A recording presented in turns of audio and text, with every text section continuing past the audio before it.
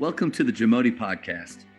We are all surrounded by amazing coaches and leaders, so let's get an inside look at not just what they do, but how they do what they do. After all, becoming the best versions of ourselves is JAMODI, just a matter of doing it. Coaches, the JAMODI Podcast is powered by Shoot 360. The future of basketball has arrived in Dallas-Fort Worth. Shoot 360 combines the latest sports technology with the fundamentals of basketball skill development. The result is a one-of-a-kind video game-like basketball program designed to improve your shooting, dribbling, and passing. Visit shoot360dfw.com to learn more and register for your free 1-hour workout evaluation. Shoot 360, the future of basketball is here. All right. What's your number two? We'll go. This will be a shorter one.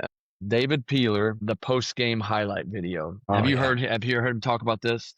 I think he did on our episode, but yeah, keep going. Okay, so he just said he committed 1 year to when he decided to do this, no matter how long it took him the night of or the next morning, to whatever happened the night before, whatever they were going to do in practice and film breakdown, at the end of that next day's session, he was going to have a highlight video of the night before with music, and they were going to celebrate it. And I remember really that's just kind of captured me there, and I thought that we were going to try that. And it was my first year back into coaching over at TCA with that great group of kids that you talk about. What I think creating belief in kids that are just willing to go out there and try to achieve something by being really courageous. And it was an early, I'll never forget it, because it's when you watched it. We went up there and scrimmaged Grapevine Faith and like the second best team in the SEC that year. I mean, that Grapevine Faith team was so good. That's good. Yeah. We, had a few good moments, that scrimmage, and then found out a lot of things that just we weren't very good at yet. And it was a pivotal moment. I'll never forget it. It's why I'll never not make a post-game highlight video. We came back, had a really good practice, and then it was time we started talking about how can we view that game against such a juggernaut, it's such an outmatched opponent, and figure out how could we turn that game? Like, how could we have played better? Let's don't just, dwell on what we did wrong, but how could we have, if we could do that one again, where did it go south on us, and what did the possessions look like? And so we went through the whole process and thought it was a really good day of teaching. And they didn't know it, but here comes the post-game highlight video. And they made some great plays in that game. It's why in recruiting you can make yourself look like a good player through a highlight video too, Yeah. But it was so neat to see a room. They just didn't want to disappoint you. They wanted to be good. All those things. So their hearts were always so right that they were such a great group to coach, because you always were dealing with just how to help them to get to the next step. But when they started seeing their teammates making plays, and then just the audible celebration of what was really some neat moments the night before, it that team captured me, and it made me a better person. But just to remember, first of all, like, celebrate kids, right? Like, there's nothing better than being celebrated. And so I think it showed me that we should never not do that. We should do that all the time. But then I think at the end of the day, we walked out of that room together knowing, like, we were good on that last little bit there, and like, we can keep working to get better. And I think the lesson that I as a coach was, and I don't know where I heard this, but it was, we played against Grapevine Faith that night. I think we jumped out 6-0, and then and it was on, but we played probably in a 32-minute game. We probably played 8 or 9 really good minutes. We just needed to work on playing 20 more good minutes. And that was going to be a process of like who we're becoming. And now that's the narrative the next day.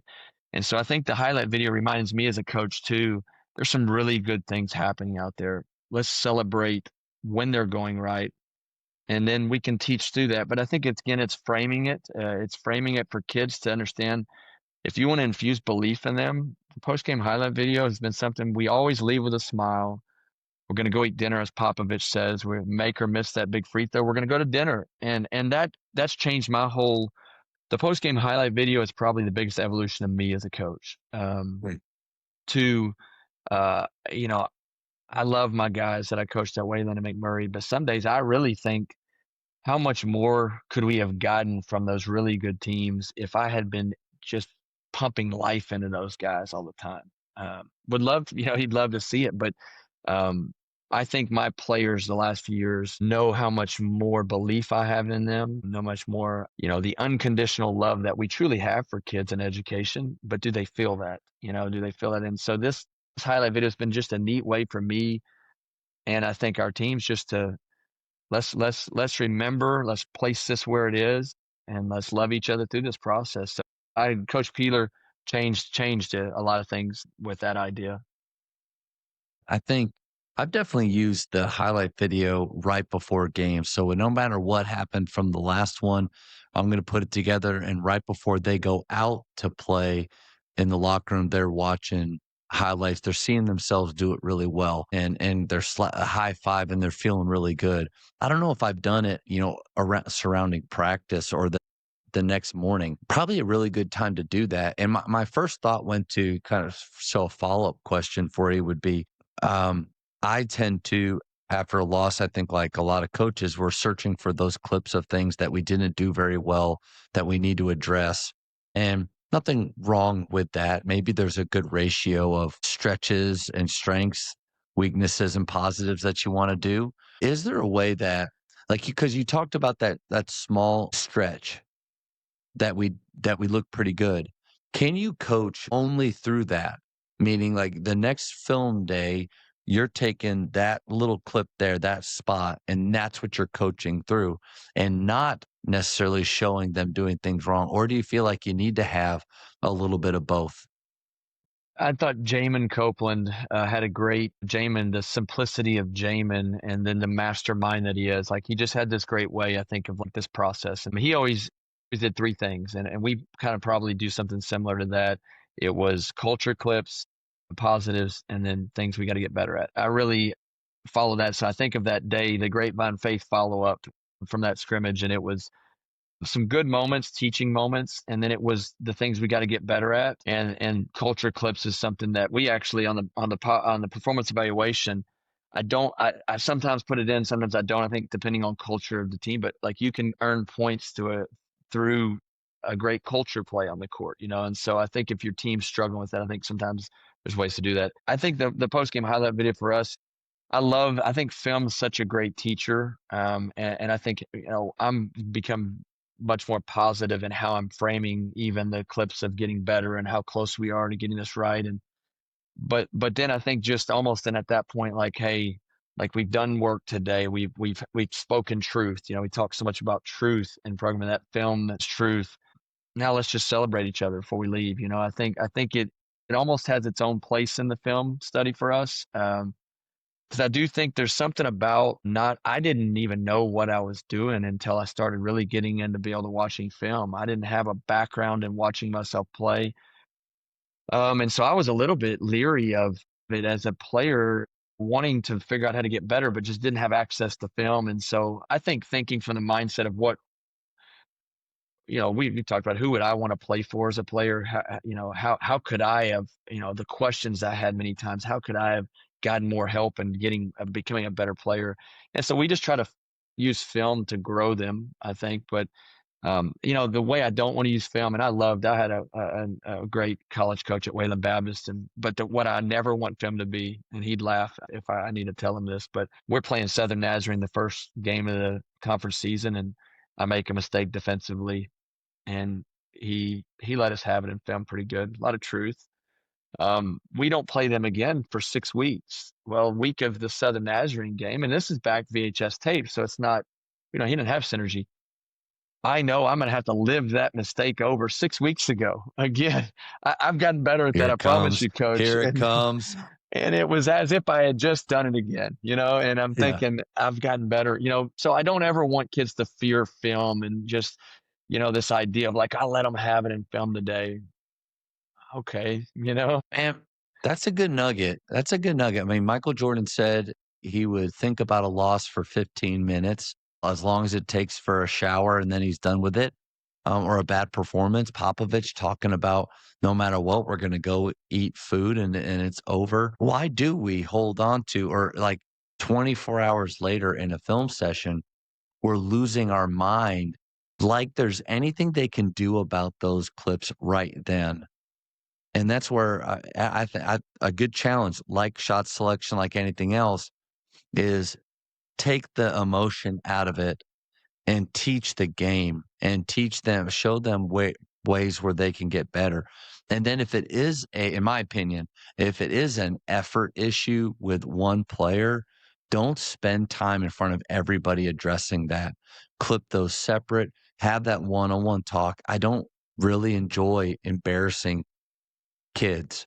I don't want to do that, but I think when we highlight, especially a negative, for a long period of time in front of everybody, I always try to think like, could I have done this a different way? And I'm not perfect. I'm actually going through conversations I've had at Midway already that, golly, that could have been better in just the first month and a half.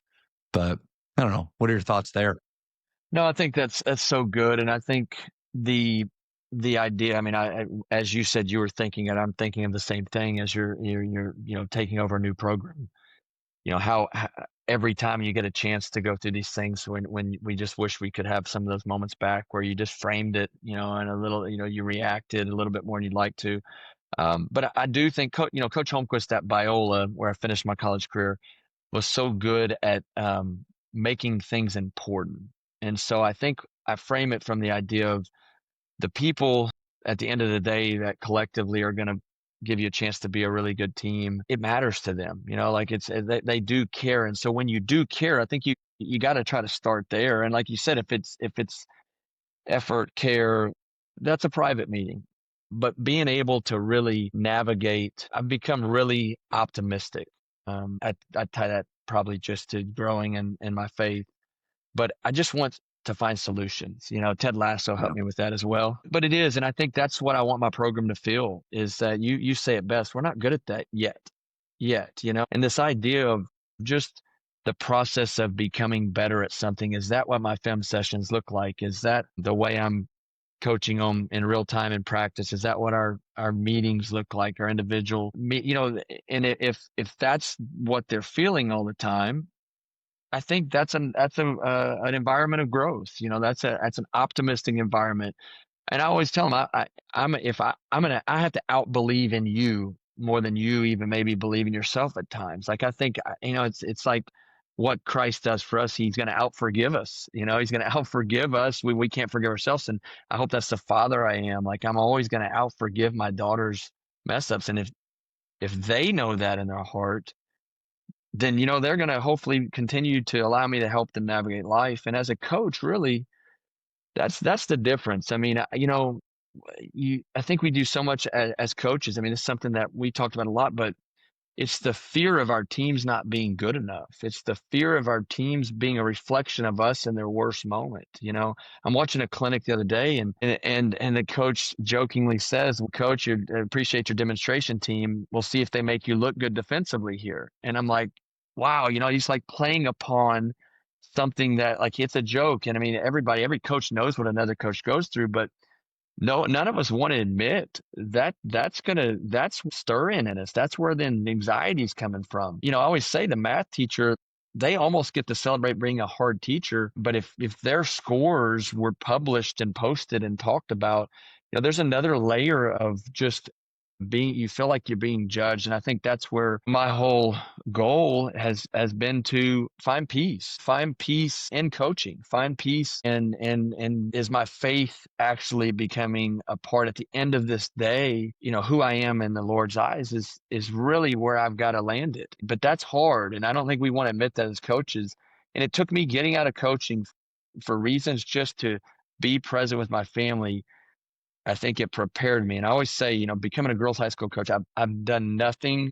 I don't want my old college guys to hear that, but there's nothing greater than getting to coach girls basketball the last 4 years. I've loved it. But I do feel like I had to get out in 2015, and I think the Lord had to prepare me for this. But what I say all that to say is, I'm a much better coach because of it. The culture of my team is better because of it. I think I'm doing a better job of developing players because of it. And I don't know that I can find something there that's made me a worse coach. I want to win just as bad. We have a culture of accountability, culture of truth, all the hard things. We're not shying away from it. It's not, marshmallows and rainbows. It's just truth through love. It's something I hope I talked to a group of coaches this summer about, how do we navigate the fathers, the husbands, hopefully the men of God we are in this profession.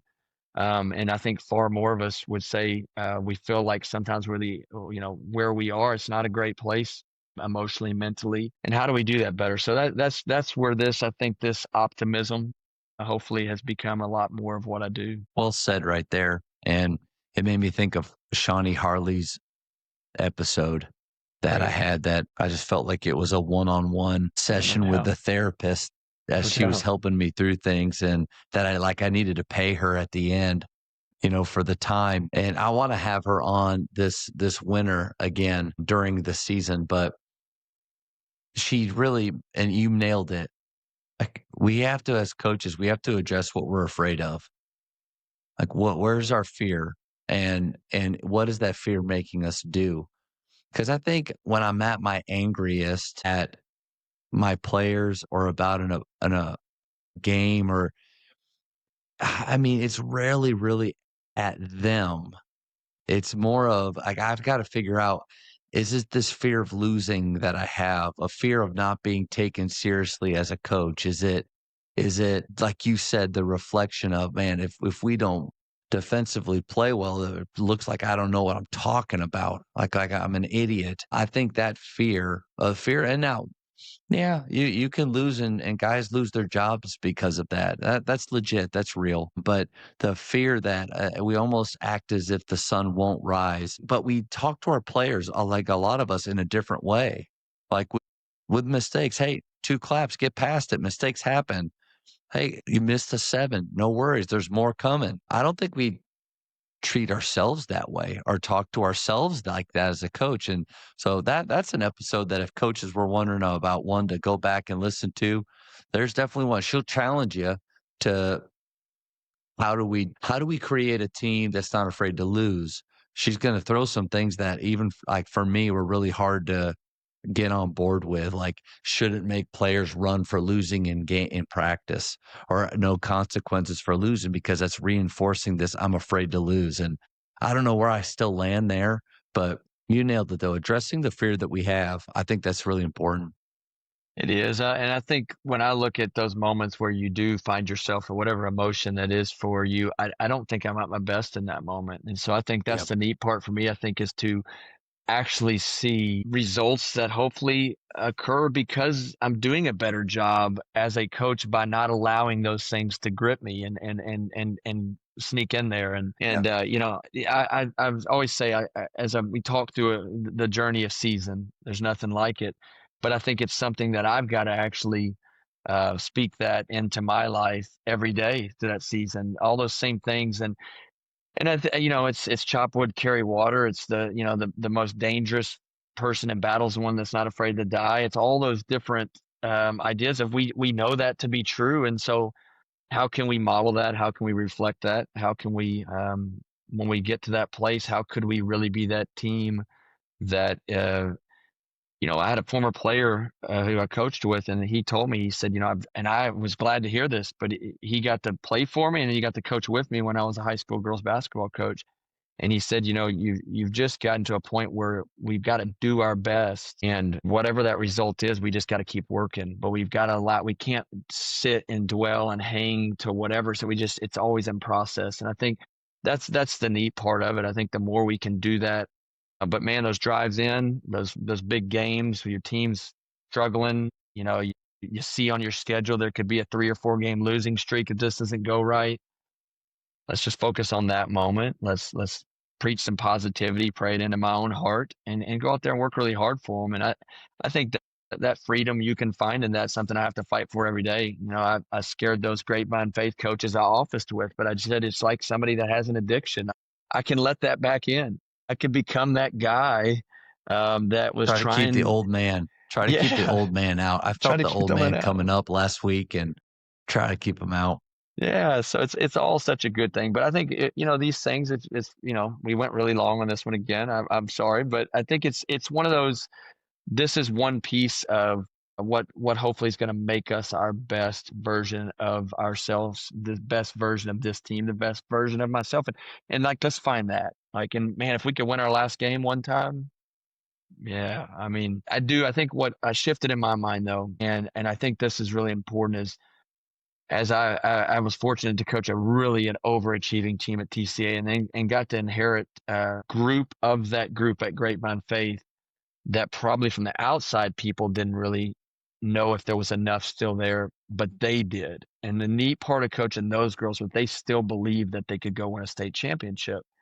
And the weight that started to land on my heart, I think, which was such a beautiful thing in the evolution of me coaching, was not the pressure of winning it, was do these kids who really don't understand what they're up against number wise, and like one thing goes wrong and that whole team can't function anymore, are they going to have peace that they did their best and that they're loved if we don't win our last game? And I think if we played that season over, it could go far worse because we could have a wrong injury. We could maybe play well at the right time and win it, or we could land right where we did. And that's the weight. It's a heavier weight than just trying to win your last game, but it's a beautiful heavy weight.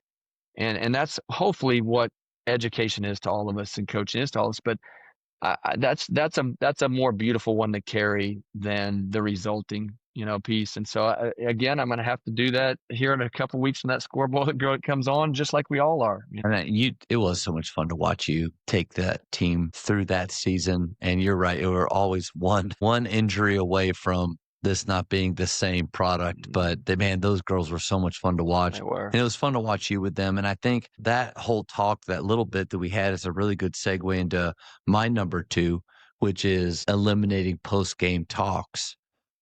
It was something that in Tyler Costin's first episode with me, and I think he was number 2. You're 7, he was number 2. So I apologize for that order. You should have been number 1. Bump out Scott Drew. What am I doing? And my high school coach and Kelvin Sampson. Those were the first man. couple. I feel valued. You're 7. There's just 6 dudes that I'd rather talk to first. And then but he talked about that, eliminating post-game talks. And I had never even thought of that.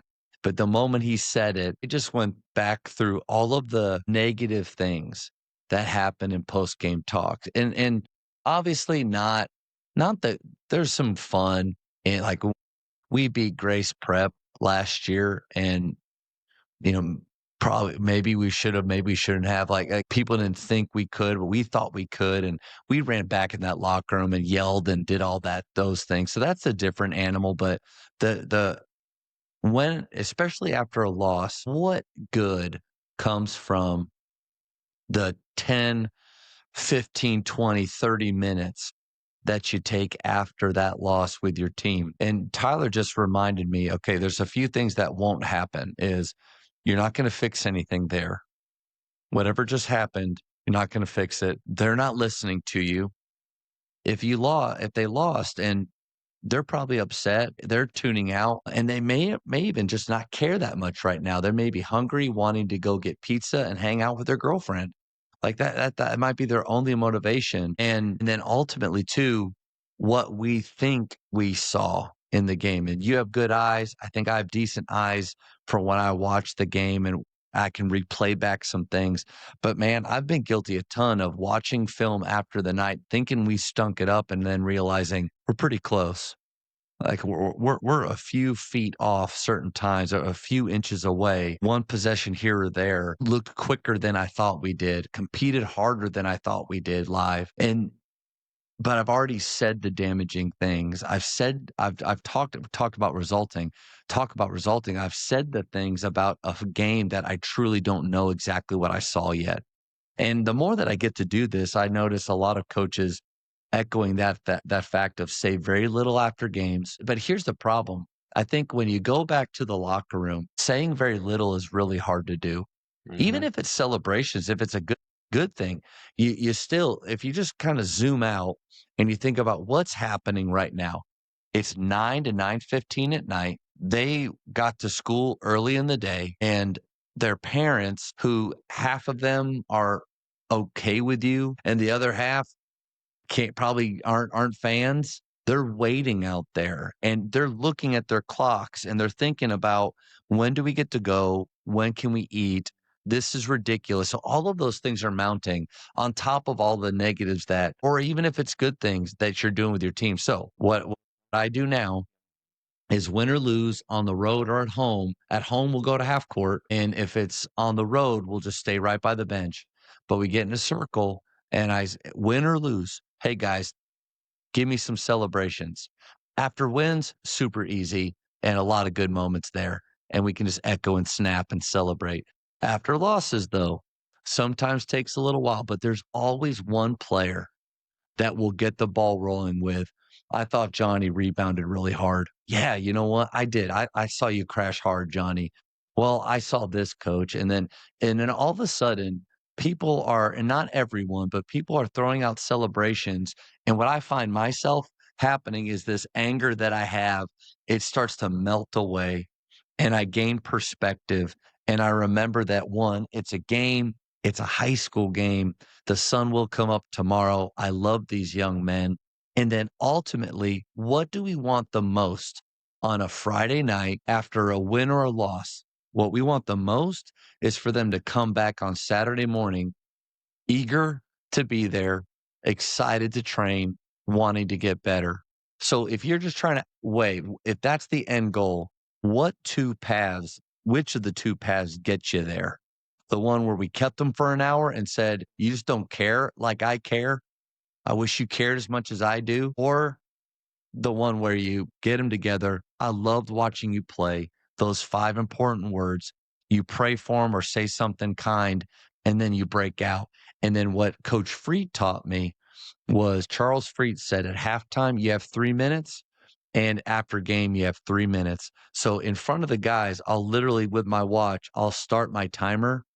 And that's however long we have. And when my time is up, we stop. I don't even know, coach, how many parent meetings or upset players or whatever we've been able to sidestep, get past those landmines because of eliminating post games. I know for darn sure that I don't regret things anymore that I say because I don't put myself in that position to say them.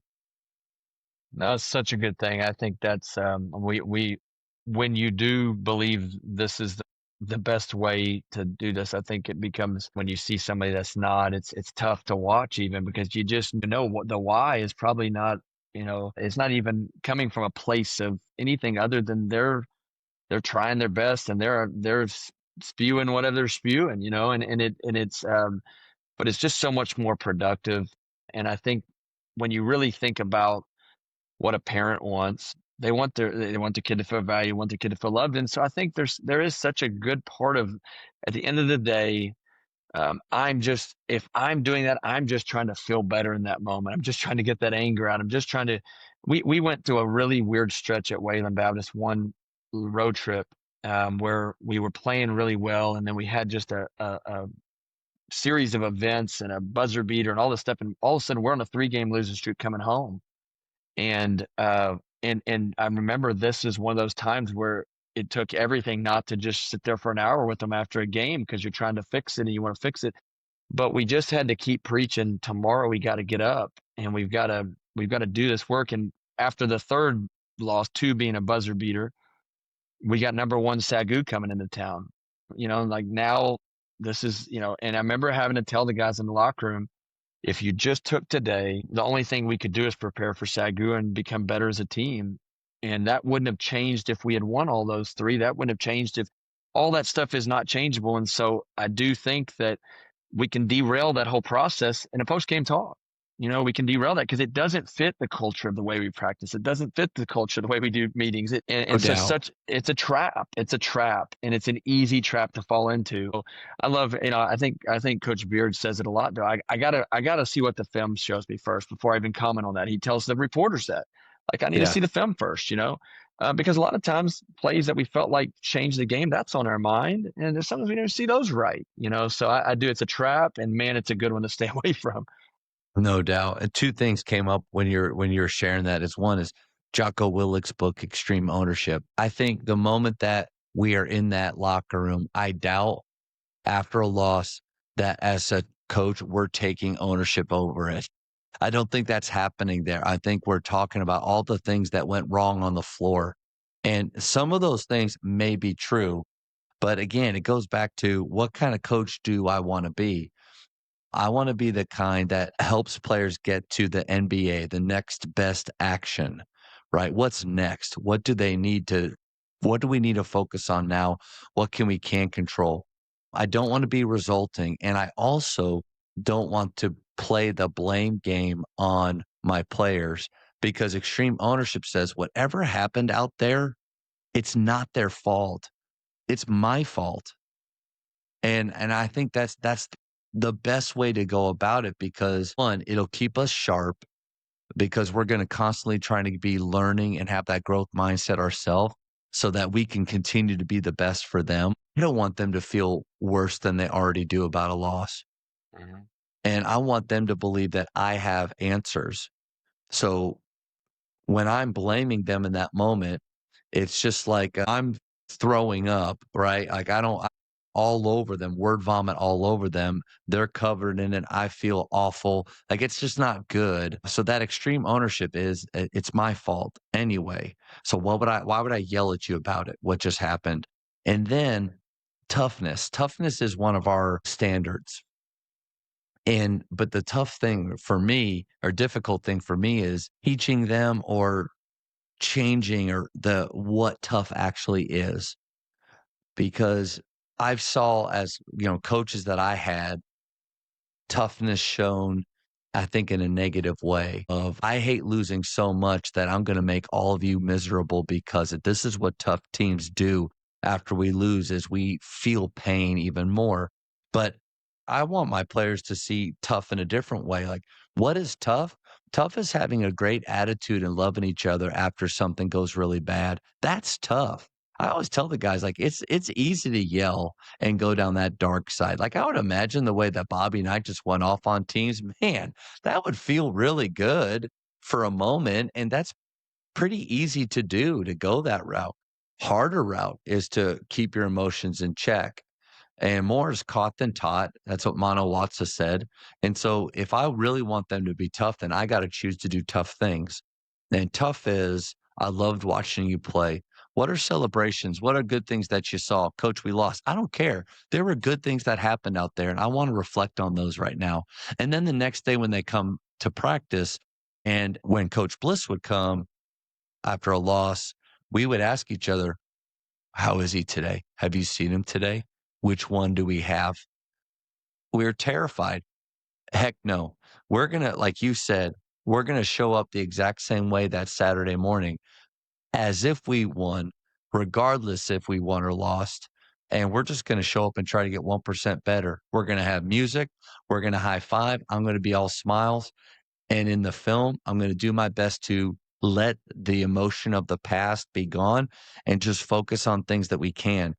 Is that hard to do? Yes, incredibly hard because the old man in me or the part of Dave Bliss in me or any coach that we've ever had wants to tear them apart. But then the reminder has to be that it's our job, but it's their game. And I think so many times we put the pressure of our job on our players, and we don't need to do that. Such good things there. I do. I think, I said it just a little bit a minute ago, but I do. I think the post game talk, the scout report, the press conference, if you have press conferences, the parent meeting, is there alignment in all those actions, or are you straying, and justifying it almost? And so I think that post game talk, it's just, I love that you put the timer because it's just, this is the 3 minutes because it will become 6, it will become 8. No doubt. You're at Grapevine Fade, Tyler Burke, loved having Tyler with me. And he commented one night after a game that he didn't think we played well. We hadn't really played well. We figured it out. And the way we handled the post game talk. And I remember in the brilliance of Tyler's mind and the man that can do all the things he does, wrote on my board the next morning, just the way the post game was handled motivated him to want to do better for these girls, and he was so thankful to be a part of it. And I thought, man, that's the beauty of Tyler. Like he's gonna find this way in words to tell you there's impact in what you did last night, and all it was just trying to stay true to who we were saying we were as a program and who else going to be. So such a good one though, such a practical one. And it's all our choice. We get to choose what kind of coach we want to be. And Yeah, maybe you and I choose the Ted Lasso route a little bit more. But also, too, I don't want to be full Ted Lasso. Like Beard said, when Lasso was talking about, yeah, I don't really care about wins. Wins aren't that important. And Beard screams, but it is. Like there's that part of it that you're right. If we're pursuing excellence, then why not give it our very, very best to win the race? And I think as believers too, like we're not called to be less than, we're not called to be losers. And so let's win. But in all of the time outside of those 32 minutes, we're not going to care about that or worry about that. We're going to worry about the process. I thought about a game last year and one of my assistant coaches from last year's team, I really appreciate the relationship that we had. And I think this is important for assistant coaches to feel like they can question what we're saying and doing, not in front of the team, but one-on-one. Them have the freedom and feel like they can come in and meet with us when something doesn't sit right about the direction we're heading, a message that's being sent. And I basically, after this game where we had beat this team by 30 at our place 2 weeks before. So around 10 days had gone by. We'd played a couple games and then we went to their place and perfect storm of things. We did look a little bit off. Didn't have the same type of sharpness as we've had in the past. Didn't shoot particularly well. If you shoot the three a lot, then you're going to have nights like that. Going back to shot selection, there was a game at the years ago where we went 6 for 44 from three. And people were like, why didn't you stop shooting threes? I said, I loved all of them. Like they were great. We just happened to only make 6. But you know what? We shoot those 44 and we hit 20 and everybody loves it. So anyway, so that game, we, yeah, it just and they were playing well. They were playing better than last time that we had, and we're on the road. And anyway, we gutsy kind of win by we're up 6, miss free throws, they score, we win by 2. And they missed a shot at the buzzer. Like it was we beat them by 30, won by 2. And that 2-point win, I think everybody felt it. It felt like a loss. The whole game, I could feel every player looking at the scoreboard like, why aren't we up by more? And if I'm being honest, I probably thought that too at times. And so, but I get them together. And at that moment, you got to choose who you're going to be. And the word that my seniors at Midway have chosen for the year is consistency. I can't think of a better word for coaches than being the same every single day, regardless of the circumstances. And so when we meet there, I just say, hey, guys, let's get some celebrations here and hard to pull it out. And we won hard to pull it out of them. And then I just said, listen, we got practice tomorrow. We know this wasn't our best, but you did it. You figured out a way to get it done to where if it's 30 points or 2 points, it's more than them. I mean, you did it. And so I'm proud of you. I love watching you play. It was short and then we went off. And his feeling was, and it was a 3-hour talk about this, was just that there was a level of toughness that we might not get to because they needed to feel it and know that that was unacceptable, what they had done in that game. And there's a part of it that when he was talking, I thought, man, that makes a lot of sense. You know what? You're right. I probably maybe I should have had a little bit more fire and held them to a higher standard in that moment. But looking back on it now, I wouldn't have changed a thing. I appreciate his perspective. And that's the beautiful thing about this is we can do it differently. There's so many ways to do it. This is just who I want to be, is the guy that even after an ugly win isn't upset. Because what I don't want, it's kind of like in Coach Carter when they're winning and doing all these things and he's still mad. And that player that was in trouble stood up is like, what do you want? Like why aren't you like you're doing exactly what you wanted us to do. Now there's more to that story. They weren't doing the classwork. So there was still that part. But how many times do our players win and we're still upset because it wasn't enough or wasn't the way that we wanted? or we lose and we're upset even though they gave great effort and they did their very, very best. So I don't know. I want to be the same. And that was just a moment, I think, for me where I had to choose. Yes, maybe I will never be known as the toughest guy as far as what outward toughness is, but I think I'm incredibly tough because I can stay the same regardless of that. No, I think that's such a good point, and I think the idea of, when I hear you talking there, I think what you did every day that I saw was there's lots of truth being spoken, and to me, that's one of the toughest things I think for people to do, to truly come in the next day and whatever we're working to become that day, there's lots of truth in those moments. There's truth in where we're trying to grow and how you choose to frame that, and all those things can be, that's your choice as a coach. But I think there's just, do I want to feel better, or do we want to actually move this thing forward as a team? And I think that's where I've landed on. Do think sometimes we just feel better when we get angry, and there's an edge that you have as a coach. There's an edge that I have as a coach, but is it making us better? Is it moving us forward? And I can truly say, you talk about the way, like I want to win more than ever before. I mean, I want us to win every game. I believe you can win all those things to be true, but the way I'm handling these different situations, moving us forward. And I think that's where it becomes a real clear line for me is I don't think that would move us forward if I did this, but I do want to move us forward. It's not an avoidance of truth. It's just knowing how, what do humans, like at where in that time, in that place, and what can they handle, like what is actually going to motivate them to be, because at the end of the day, we're all tied in this thing together. And I think fear and all those things and motion tend to feel like it points us to each other, so I love the timing. Yeah. And the next day after that, we watched film and we were able to address our moments that we weren't tough. Yeah, absolutely. We were able to, and so that's one thing is I think, who was it? Pete Carroll talked about how coaches that are positive aren't weak. They're not wusses. They're incredibly tough. Again, I'm not trying to pat myself on the back at all or anymore, but I think it's more about, you nailed it. You can be positive and then still tell them exactly what they need to know and what they need to do better. But I think you can frame it and come up from a point of, we're doing this together more than we're on opposite sides of the wall.